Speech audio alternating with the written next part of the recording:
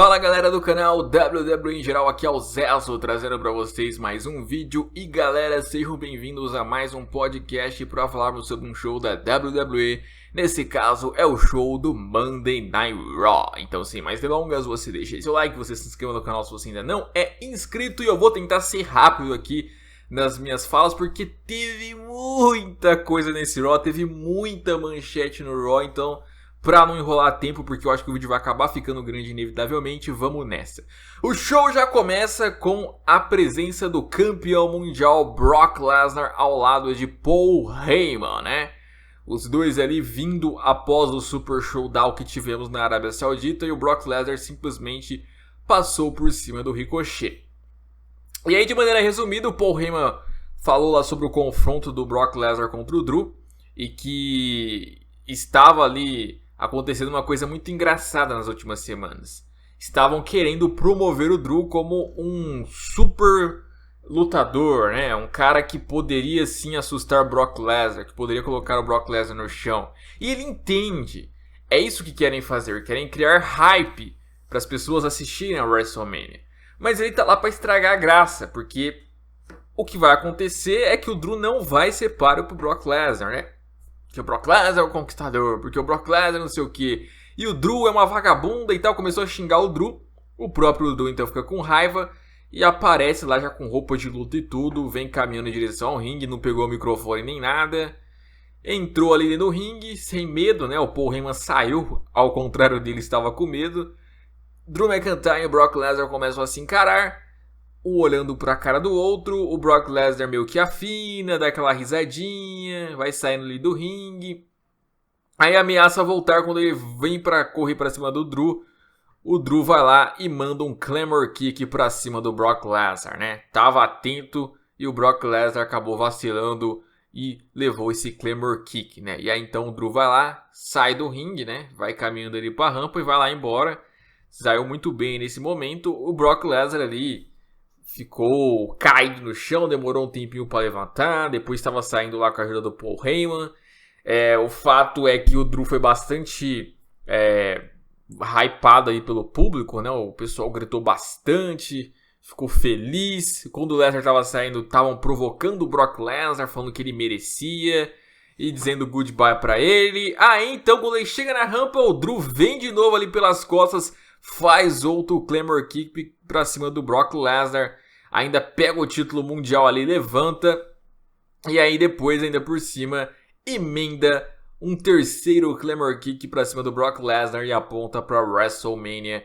O Brock Lesnar então levou uma completa surra nesse show do Raw, né? Que de certa maneira me surpreendeu, só que depois parando pra pensar, até que nem tanto, né? Na hora eu até pensei, putz, caramba, o Brock Lesnar levando uma surra assim, quanto tempo fazia que não acontecia isso num show semanal, né? Normalmente, em shows semanais, o Lesnar é difícil sair por baixo. Ele sai por baixo uma outra hora, até na rivalidade com o Roman Reigns, ele saía mais vezes por cima ali, e quando o Roman saía por cima era de alguma sorte, né? E acho que foi contra o Goldberg, às vezes, que ele realmente ali levava uma surra feia.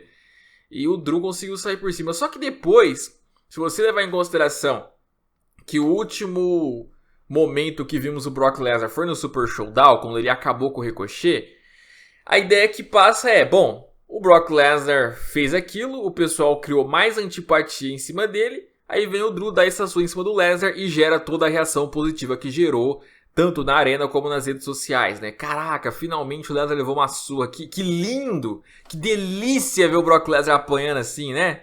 Foi essa a principal reação que vimos. Então é aquela receitinha da vovó. A receitinha da vovó foi feita aí, parando pra pensar realmente.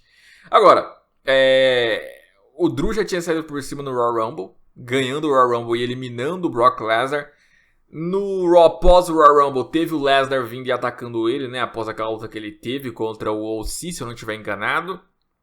Então foram 3 envolvimentos até agora. O Drew acabou levando o melhor em 2. Claro que tem muita semana ainda até o WrestleMania. Claro que ainda tem o próprio Elimination Chamber antes da WrestleMania. Mas é curioso que o Drew aí está se dando bem. Porque a gente foi acostumado de ver o Lesnar enfrentando ali underdogs, foi acostumado de ver ele enfrentando top guys, mas a gente não chegou a ver ele enfrentando... Quer dizer, chegou sim a ver ele enfrentando uns caras ali, twinner, mais B10, caras que tem um porte físico que consegue ter uma compatibilidade boa ali com a do Lesnar. A gente teve isso sim, o Goldberg foi um exemplo disso, só que o Goldberg pode incluir também nele na faixa de top guy. Acho que o mais parecido foi o Randy Orton, que inclusive a rivalidade do Randy Orton com o Brock Lesnar foi uma rivalidade que o pessoal esqueceu com o tempo, mas eu achei muito boa. Eu achei que foi um adversário muito legal pra ele. Infelizmente no dia da luta não foi tão bom assim, e a forma como acabou ela, do Lesnar abrindo lá a testa do Randy Orton, ficou chocante, mas eu acho que foi fora de clima. Então o Drew acho que se semelha um pouco com o próprio Randy Orton, que também estava conseguindo mexer um pouco com o Lesnar. E aquela história, a rivalidade do Brock Lesnar, ele pode sair ela inteira por cima e ganhar, ele pode sair ela inteira por baixo e ganhar, ele pode simplesmente fazer a mesma coisa, só que perder.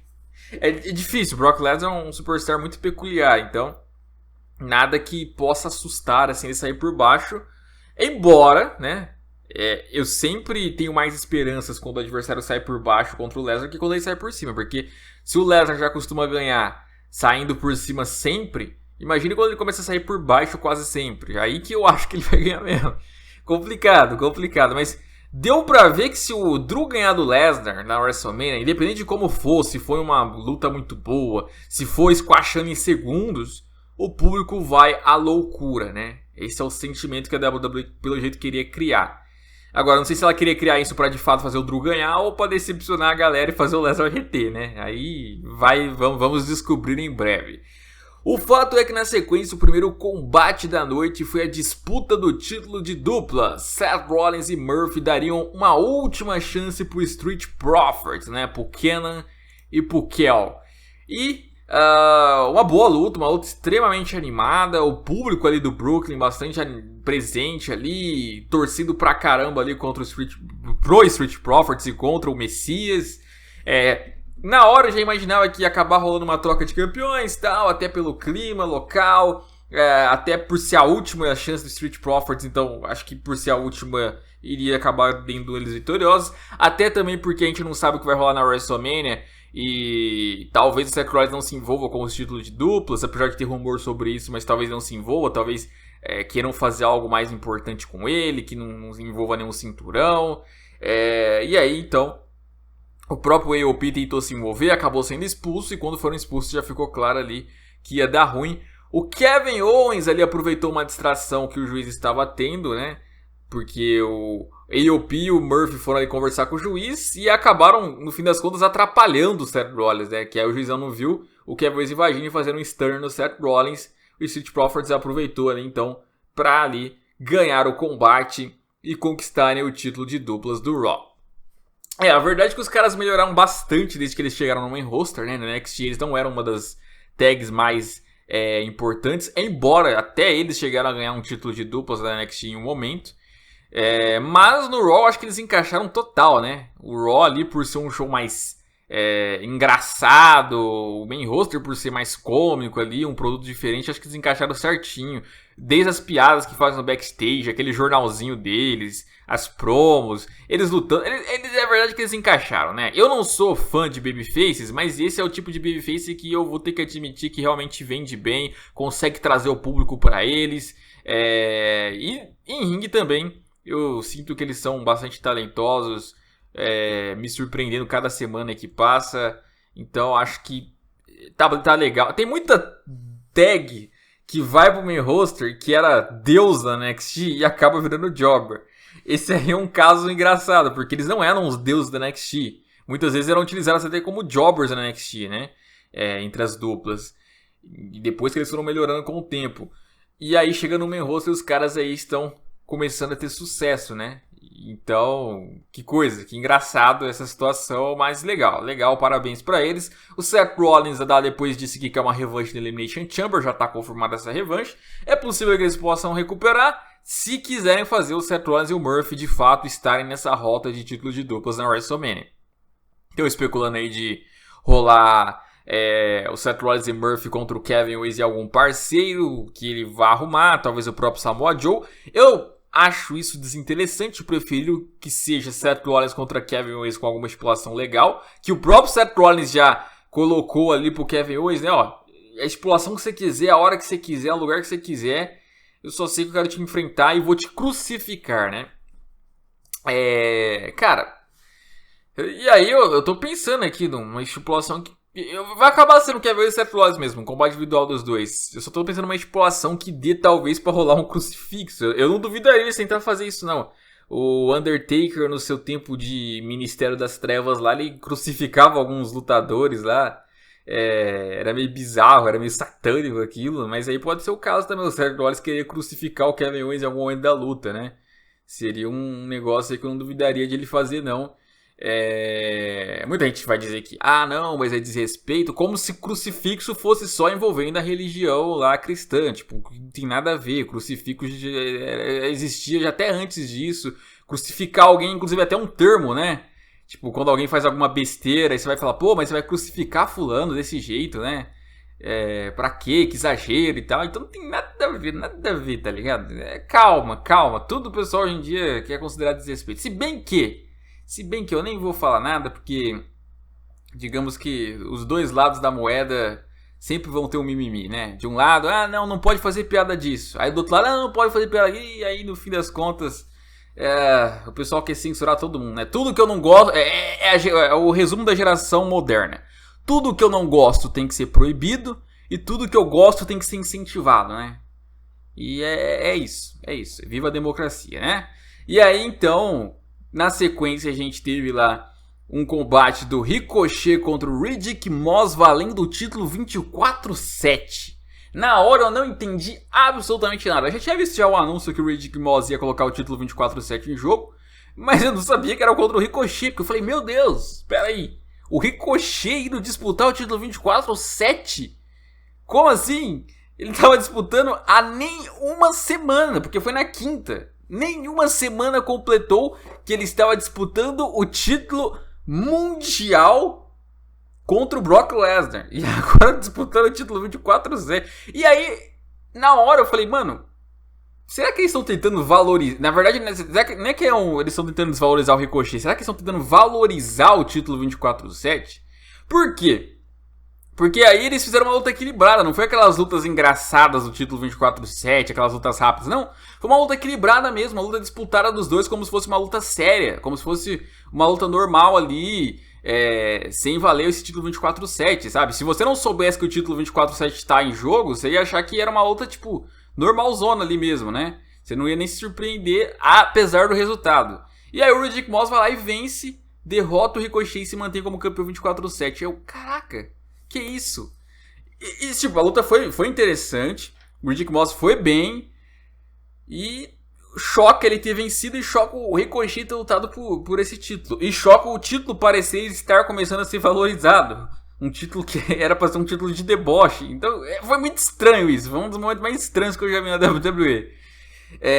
Dá pra levantar várias hipóteses, talvez o Ricochet esteja sofrendo uma punição. Talvez no momento que você assista esse vídeo já tenha saído uma notícia aí que, sei lá, foi suspenso, aconteceu alguma briga de backstage, porque não é normal.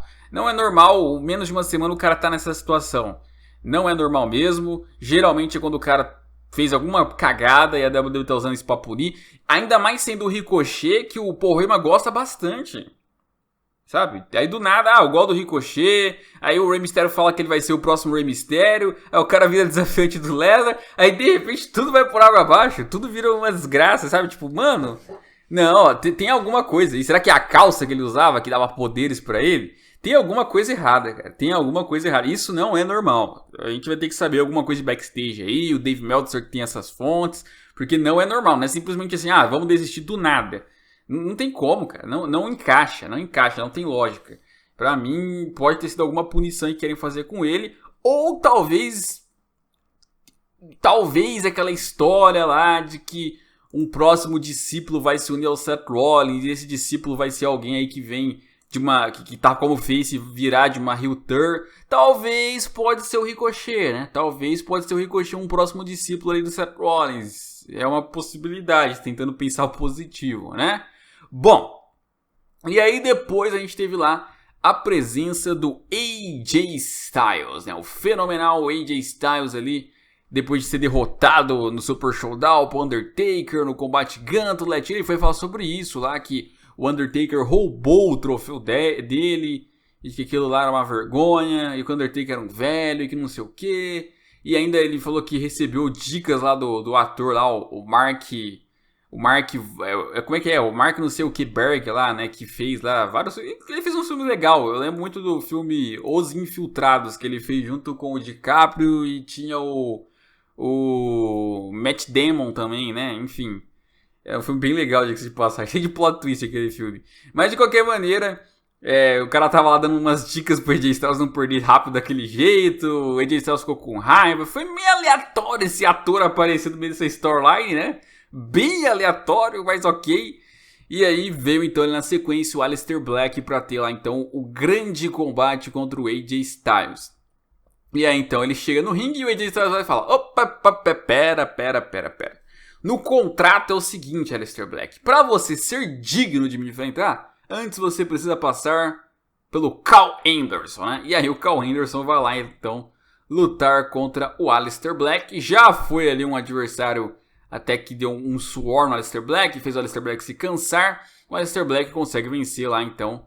E enfim, o próximo seria o AJ Styles? Não! O próximo seria Luke Gallows, né? Ele foi disse pro Aleister Black enfrentar o Luke Gallows também. O Luke Gallows grandalhão começou a dar mais trabalho ali pro Aleister Black. E quando o Aleister Black tava melhorando, o Luke Gallows causou desqualificação e encheu ali o Aleister Black de porrada. Depois o Carl Anderson voltou pro ringue. Fizeram lá o Calp Killer pra cima do Aleister Black. E aí ficou fácil pro AJ Styles lutar na sequência. O Aleister Black até conseguiu dar uns chutes ali nele, mas não foi o suficiente. Depois ali ele fez uma cotovelada fenomenal no Aleister Black. E ainda fez a contagem a lá Undertaker com a linguinha e tudo ali pra provocar. E foi isso, né? Derrotando o Aleister Black. Primeira derrota do Aleister Black no Raw, né? Bom, primeiro de tudo, eu acho até que essa primeira derrota dele nem dá pra ser considerada, né? Nem acho que foi ruim, não. Esse negócio de, ai meu Deus do céu, isso era maneira de acabar com a streak de Aleister Black. Não dá pra considerar. Primeiro que não era bem uma streak que estavam tentando criar pra ele. Não acho que a ideia do começo foi assim, vamos fazer o Aleister Black ficar invicto por um longo... Não. Na verdade, se você levar em consideração... Eles estavam tentando construir o cara ali de uma forma firme. Então, por isso, para construir de maneira firme, ele tem que ficar um período sem ser derrotado. Igual foi o booking, por exemplo, do Baron Corbin em 2016, quando ele chega também lá no SmackDown. Ele fica um período sem ser derrotado. E depois começa a perder lá uma ou outra, mas tipo... Não porque eles queriam construir uma streak pro cara, mas para deixar ele fortalecido. O Lars Sullivan, por exemplo, ia ser trabalhado dessa maneira, né? Então nem tudo é pra fazer streak. O Aleister Black pra mim foi isso. Tanto que ele enfrentava o quê? Lutadores locais. Ele começou a enfrentar outros que não são locais mais recentemente. E que nem eram grande coisa também. Não eram superstars de alto nível. E ele foi passando por eles. Mas não vamos fazer uma streak. Se a ideia fosse streak mesmo, já teria enfrentado os lutadores de alto nível desde o começo. Pra ir acumulando vitórias ali relevantes e tal. Então... eu não acho que a ideia foi streak e acabou a streak agora, não, nada a ver. E outra, a primeira derrota dele veio do quê? Veio de um momento onde ele teve que enfrentar um adversário, enfrentou um segundo, foi roubado, levou um finisher antes da luta começar. Quando começa ele ainda dá até trabalho, mas leva outro e não tem como. Então, tipo, foi uma derrota que meio que não causou tanto... defeito aí pra ele, sabe? Não descredibilizou ele, porque ele passou ali por 3, tá ligado? E ainda foi roubado.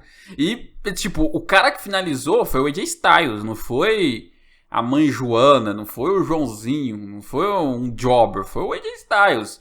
E o AJ Styles está indo enfrentar o Undertaker na WrestleMania. Então, ele tem que estar fortalecido para enfrentar o Undertaker. Não pode enfrentar o Undertaker sendo derrotado por todo mundo, senão...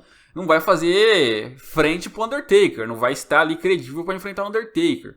Então, entendam essas coisas, né? Calma, não foi um enterro do Aleister Black, não, calma. Enfim.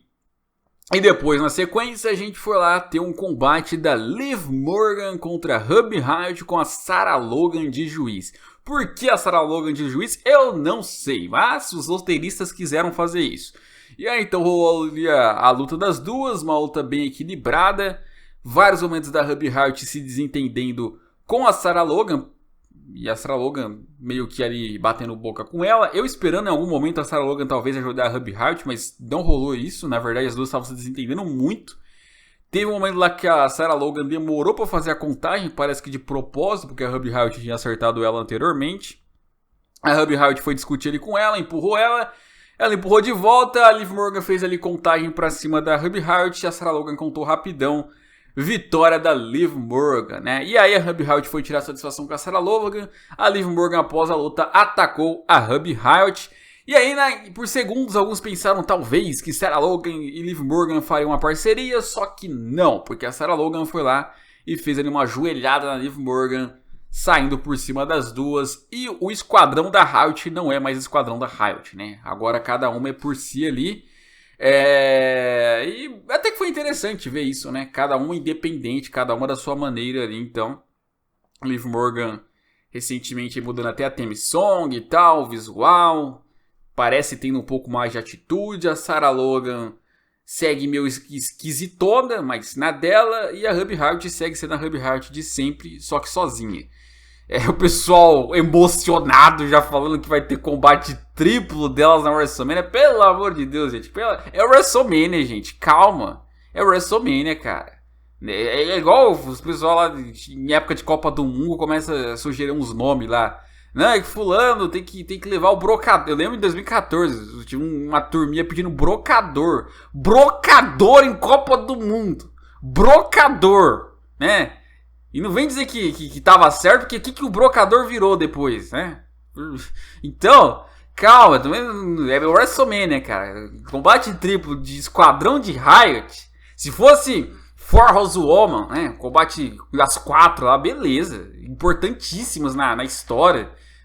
Esquadrão de Riott eram os principais jobbers do show. Voltar na WrestleMania, as 3 sozinhos. Ah, para também, né? Não força. E, enfim. Mas é isso aí. Veremos então o que vai acontecer no Elimination Chamber quando a Shayna Baszler eliminar as 3, né? Bom, e aí no backstage a gente teve uma grande revelação. O Noé Rosé lá junto com a turma dele foi perguntar pro Eric Rowan o que tinha na gaiolinha dele. Eles estavam curiosos. E aí o Eric Rowan falou: você quer saber? Você quer saber? Quer saber? Eu queria já te mostrar. Eu queria mostrar pra todo mundo, né? Eu vou mostrar pra vocês. Vou mostrar pra vocês o que tem aqui, ó. Veja só. Foi lá, colocou a mão na gaiola, tirou pra fora e tinha lá uma aranha gigante. Uma aranha gigante ali na mão dele. Todo mundo saiu correndo de medo. E essa então foi a grande revelação do que tinha na gaiola, né? Uma aranha gigante. E aí? O que vocês acharam, né? Porque eu vi muita gente dizendo: pô, mas tanto mistério pra uma aranha gigante. Até porque é muito comum, né? Você achar aranhas gigantes. Então, que mistério besta, né? Tipo, você anda pela casa assim, normalmente, você acha umas 3, 4 aranhas gigantes. Então, né, pra que fazer mistério com a aranha gigante, né? Ainda de pelúcia. Ainda nem pra colocar uma aranha de verdade, né? Que vergonha, né? Pô, é super fácil achar uma aranha gigante. E se você achar ainda, é super normal você segurar ela na mão ali, tá ligado? Não é nada perigoso. Dá simplesmente pra fazer isso. Óbvio que eu tô sendo irônico, né? Pelo amor de Deus, gente. Vocês esperaram que fosse o quê dentro da gaiola, né? Vocês esperaram que fosse o quê? Um urso na gaiola? Eu vi gente criando umas 500 teorias, né? Que poderia ser o ratão, porque o ratão poderia ser um easter egg de que o Eric Rowan tá envolvido com o Bray Wyatt da Casa Divertida, lá do outro show do SmackDown. Vá pro inferno também, velho. Olha as coisas que vocês pensam também. Aí, não acontece o que vocês querem, aí vem falar que a WWE te decepcionou. Olha a teoria que você cria, irmão. Olha a teoria que você cria e vem falar que decepcionou a WWE. Quando que isso ia acontecer na história do mundo, do universo, em lugar nenhum? Aí fica com ela, ai, que decepção. Você quer o quê? Um leão dentro da jaula ali? Aquela jaulinha, um leão você queria que tirasse dali? É óbvio que ia ser algo assim, ia ser uma cobra, ia ser algum animal bizarro. Aí ficou na cara que ia ser isso. E ele tirou uma aranha gigante. Existe aranha gigante. Eu achei demais. Falei, meu Deus, uma aranha gigante. Eu esperava algum animal bizarro mesmo, né? Então, a aranha, acho que deu certo. Se fosse uma cobra, talvez poderia dar certo também, mas uma cobra ficaria mais estranho ficar preso numa gaiolinha ali, né? Algum porco-espinho, acho que porco-espinho ia ficar feio, mas a aranha gigante, de boa. Aí o pessoal perguntou, pô, mas qual o sentido dele andar com isso? Qual o sentido do Eric Rowan? Quando que o Eric Rowan teve sentido? O que ele fez na vida dele que teve coerência? Nada! Nada! Então, óbvio que combina andar com uma aranha gigante, porque ele é assim, ele é louco. Ele não é pra fazer sentido, ele é simplesmente pra ser esse lunático que ele é. Então para de reclamar disso, cara. Você esperava que fosse o quê? Caramba! Que coisa, hein? Aí a demais foi essa, cara. Não, nem pode ser uma aranha de verdade. Pô, super normal achar uma aranha de verdade daquele tamanho e ainda segurar na mão, cara. Pô, sensacional. Não, parabéns, você é um bichão mesmo, hein? Caramba. Ah, não dá, velho, não dá. Aí eu me aposento também, né? Meu Deus do céu. Mas enfim. Aí depois a gente teve lá a entrada da Asuka e da Kairi Sane. Porque a Kairi Sane ia ter uma luta contra a Shayna Baszler. Se eu não me engano, a Asuka que estava agendada para enfrentar a Shayna Baszler, mas cancelaram porque parece que a Asuka lesionou, né? E foi sobre isso que inclusive elas falaram na sequência, se eu não estiver enganado. Ainda bem até que isso aconteceu, porque eu acho que um combate de Asuka contra a Shayna Baszler poderia ser um pouco chato, pelo fato de que a Asuka provavelmente seria derrotada, e eu tenho muito interesse de ver um dia Shayna Baszler contra a Asuka, já que foram duas das dominantes do NXT, e não quero ver a Asuka saindo por cima nessa, de uma simples forma ali, num simples Raw, né? Prefiro algo mais trabalhado. A Kairi Sane, que pra quem não lembra, ela já foi a primeira a vencer a Shayna Baszler no NXT. Ela ganhou da Shayna Baszler no NXT lá, depois perdeu de novo, mas ela já derrotou a Shayna Baszler já num período, né? As duas foram ali pra uma luta. Kairi Sane ali bastante provocando, né, a Shayna Baszler, batendo no bumbum. A Kairi Sane mudou muito, né? Ela ficou muito boba alegre desde que chegou no main roster ali. Descaracterizaram o que ela era no NXT, que era simplesmente uma japonesa fofinha, né? Durante a luta, a Becky Lynch apareceu pra assistir tudo, ali com um óculos, um casacão. Colocou ali depois uma coroa, né, do Jerry Lawler. Tava aparecendo ali então o Baron Corbin versão mulher. E aí, beleza, a luta continua. A Shayna Baszler consegue finalizar meio que diferente dessa vez. Ela não precisa nem deitar o chão a la Samoa Joe. Ela finaliza por cima ali mesmo a Kairi Sane e sai vitoriosa. Após a luta, ataca mais ainda a Kairi Sane. Eu só sei que a Becky Lynch ficou exibindo ali seu título pra Shayna Baszler. E cara, é isso, né? Antes de acontecer o Elimination Chamber, você já sabe quem que vai ser a vencedora dele e sabe que vai enfrentar a Becky. Sério, ia ser uma surpresa enorme, né? Porque estão dando tão na cara, mas tão na cara que é Shayna contra a Becky na WrestleMania, que tipo, tá tão na cara que se acontece outro resultado, eu não me ia surpreender mais porque caramba, né? Parece que eles estão querendo forçar que vai acontecer isso pra não acontecer. Pra simplesmente a gente surpreender lá, quando acontecer lá de, sei lá, a Asuka ganhar, a Natália ganhar, mas não consigo imaginar outra ganhando que não seja assim na Baszler, daquelas que estão lá, não consigo mesmo, né?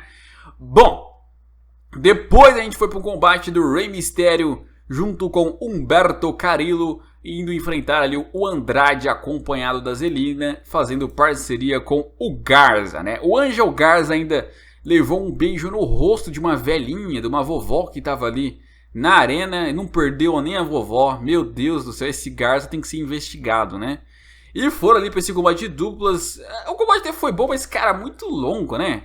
Chega nessa terceira hora do show, tinha que ser, na verdade, um combate válido pelo título, talvez. Tinha que ter invertido. Aí os caras colocam lá um combate enorme Cara, não dá pra prestar atenção muito em combate de tags, ainda mais quando ele é na terceira hora que você já tá cansado e não vale nada. Então, tipo, eu sinceramente não prestei muita atenção, só no final mesmo ali, quando o Rey Mysterio conseguiu fazer ali um 6 online nos dois adversários, e aí depois rebentou o Garza pro lado de fora. Aí o Carrillo fez o mortal lá no Andrade e saiu vitorioso junto com o Rey Mysterio, né?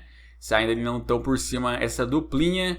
E não deu muito certo essa dupla de Andrade contra Garza. Então talvez eles possam se desentender. Mas o fato é que não deu nenhum problema ali os dois juntos. Igual a gente pensou até de talvez ali rolar algum desentendimento. Até com a Zelina. Nada disso, pelo menos por enquanto. Deu tudo de boa aí. O Andrade foi o que sofreu a contagem, mostrando que talvez a WWE queira inverter aí, pelo menos temporariamente, o que era para investir no Andrade, estão investindo no Garza, e o Andrade tá aí um patamar abaixo, até pelo que aconteceu com ele lá no retorno do Super Showdown, né? Até pela suspensão aí que acabou. Sei não, daqui a pouco ele perde esse título americano aí, e aí não sei o que vai desandar pra ele. Ele pode ficar um período aí na geladeira, sendo mal utilizado de propósito, e voltar depois, né? Mas, enfim. Agora vamos falar então sobre o evento principal, que tivemos lá então a presença da esposa de Ed, Beth Phoenix, né?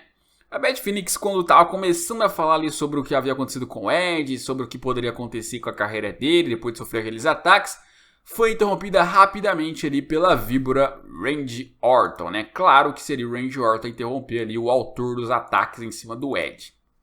E aí então, ele entra no ringue já tentando abraçar ali Beth Phoenix como se nada tivesse acontecido. A Beth Phoenix, não, show! Você acha que eu vou abraçar o homem que fez aquilo com meu marido?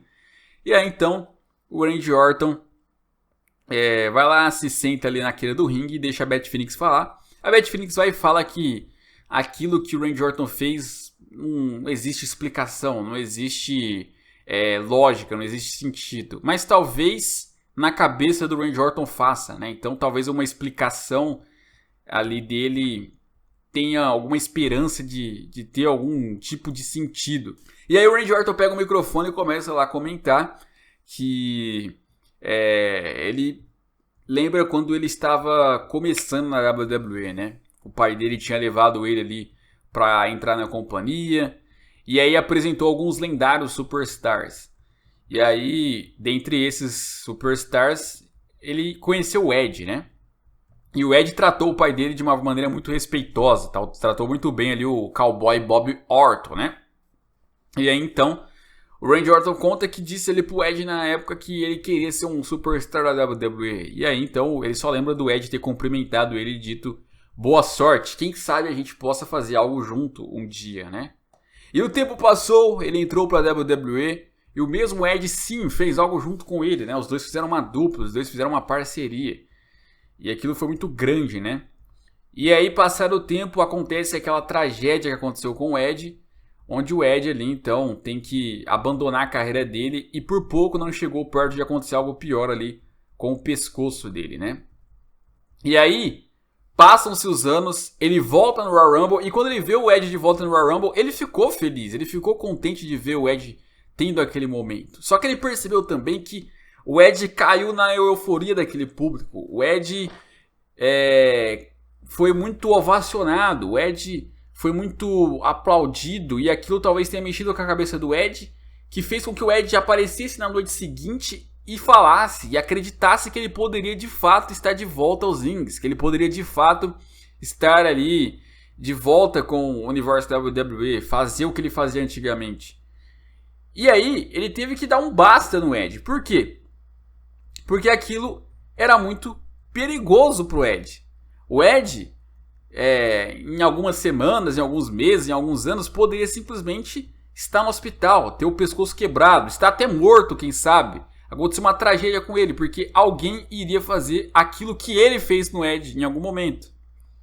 E aí, o que ia acontecer? O Ed não estaria lá mais pra Beth Phoenix. O Ed não estaria lá mais pros filhos e pras filhas dele. E ele ama os filhos e as filhas do Ed. E ele sabe que os filhos e filhas do Ed precisam do pai dele. Então, por isso que ele fez aquilo com o Ed. Porque ele fazendo aquilo evita que outro faça e que faça pior. Então, por conta disso, ele tentou tirar o Ed dos rings, né? Essa foi a genial explicação do Randy Orton. E ele foi ainda e disse ali pra Beth Phoenix que, pra falar a verdade, ele ama mais os filhos da Beth Phoenix do que ela ama, né? Por quê? Porque se o Ed hoje tá naquela situação que ele tá, é por culpa dela. Porque ela permitiu que ele voltasse, porque ela permitiu que ele pensasse que poderia lutar de novo, né? Ela fez ele correr esse risco. Então ela é a culpada, ela não ama os filhos. E aí então a Beth Phoenix vai lá e dá um tapa na cara dele, né? Depois que ele falou que a verdade dói. E aí o Randy Orton só olha ali pra ela, encara ela feio E sem falar no microfone, vai e chama ela de puta, né? E aí então a Beth Phoenix dá um chute ali na barriga dele e ele reverte num RKO ali pra cima da Beth Phoenix e sai lá com aquela cara dele de demoníaco. Enfim, fazendo um RKO pra cima da Beth Phoenix, explicando o que aconteceu. E a Beth Phoenix depois ali foi atendida ali pelos seguranças, pelos médicos, pela Natália, por alguns superstars, né? Legal, cara, gostei que finalmente colocaram uma explicação nessa história toda, não foi simplesmente, fiz porque eu fiz. Óbvio que, assim, na cabeça do Randy Orton faz sentido o que ele disse, de que ele fez aquilo com o Ed pra evitar que outro no futuro fizesse de uma maneira pior. Então, tipo assim, é igual você falar, vamos acabar com todas as árvores do mundo, porque assim acaba o desmatamento. Por que vai acabar o desmatamento? Porque não vai mais existir árvores, aí não vai ter mais esse problema, sabe? Então, tipo, é isso. Pra parar de desperdiçarem água, vamos acabar com toda a água. Aí sim ninguém vai desperdiçar. É tipo isso, pra evitar que alguém ataque o Ed brutalmente e faça com que aquilo acabe com a carreira dele, eu vou fazer isso antes, assim ninguém faz nele, né? Tipo, tá bom, na cabeça do Randy Orton faz sentido. Então, ok, foi uma justificativa que obviamente a gente não tem que concordar, porque o Ed é heel. E não é pra você concordar com o heel mesmo. Então, obviamente que nesse sentido, fez sentido, né? Então, é legal que fizeram isso. Foi muito bom o segmento, foi muito interessante. Está sendo muito bem construído. Talvez se tem algo bom pra acontecer nessa WrestleMania, justamente aí essa rivalidade que o Orton tá fazendo com o Ed. E talvez é o combate que ele vai fazer. Temos que ver aí qual será a estipulação nessa história toda. Mas muito bom mesmo esse segmento. Curti demais. Randy Orton se saindo muito bem. É esse o Randy Orton que tem que ser colocado na WWE. É esse o Randy Orton que tem que ser aproveitado mais vezes, né? Às vezes parece que a WWE esquece de utilizar esse cara aí, né? Mas é muito bom. Gostei. O RKO ficou bacana também em cima da Beth Phoenix ali. Ela fez um bom selling. E veremos na próxima semana aí. Tá previsto pro Ed voltar após o Elimination Chamber. Eu queria até que voltasse antes, mas pode ser após o Elimination Chamber. Inclusive o Orton tá sem combate pra lá, né? Seria legal se eles armassem uma luta pro Orton preparatória, né? Pra ele continuar se promovendo ali, mas cada semana ele vem chamando mais atenção. Vem carregando a rivalidade por enquanto, né? Até porque o Ed tá ausente, então vem indo muito bem. Fazia tempo que ele não ia bem dessa maneira. Eu acho que a última vez foi lá quando ele rivalizou com o Bray Wyatt mesmo lá, 2017 e no final de 2016, né? Então, o Randy Orton se saindo demais aí, cara. Ele é um dos heels mais lendários, com certeza vai ficar pra história, né? E é isso. Comentem o que vocês acharam. Deixa o like, se inscreva no canal. Até a próxima e fui.